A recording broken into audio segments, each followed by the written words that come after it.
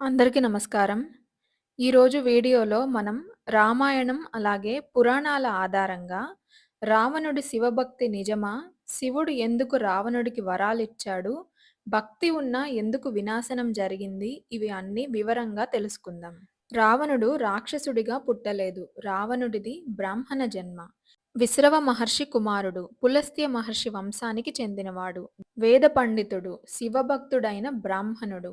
వేదాలు, శాస్త్రాలు, సంగీతం, తంత్ర విద్యలో రావణుడికి సమానం ఎవ్వరూ లేరు. శివుడిని ప్రసన్నం చేసుకోవడానికి రావణుడు హిమాలయాల్లో ఘోర తపస్సు చేశాడు.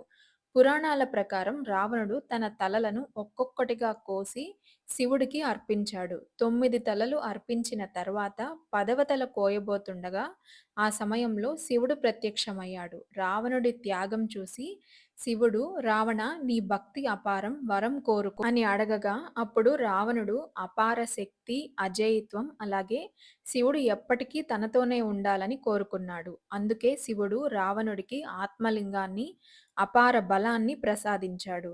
ఒకసారి రావణుడు అహంకారంతో కైలాస పర్వతాన్ని ఎత్తే ప్రయత్నం చేశాడు. అప్పుడు శివుడు తన కాలి వేళ్లతో పర్వతాన్ని నొక్కాడు. రావణుడు ఆ పర్వతం కింద నలిగిపోయాడు. అప్పుడు అతను బాధతో శివతాండవ స్తోత్రాన్ని ఆలపించాడు. శివుడు ఆనందించి రావణుడిని క్షమించాడు.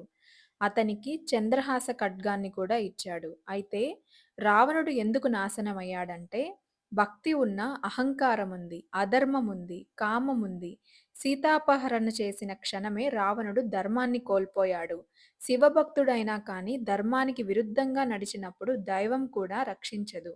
దీన్ని బట్టి మనకేం తెలుస్తుందంటే భక్తి మాత్రమే సరిపోదు. భక్తితో పాటు వినయం కావాలి. ధర్మం తప్పితే శక్తి కూడా శాపమే. రావణుడు శివభక్తుడే కానీ రాముడు శివుడి ఆశీస్సులతో ధర్మాన్ని కాపాడినవాడు. రావణుడు మనకు నేర్పించే పాఠం ఒక్కటే. దేవుడు మనతో ఉంటాడు. కానీ మన అహంకారం ఆయనను మనకు దూరం చేస్తుంది. వీడియో నచ్చితే లైక్ చేసి షేర్ చేయండి. అలాగే ఓం నమః శివాయ అని కామెంట్ సెక్షన్‌లో కామెంట్ చేయండి.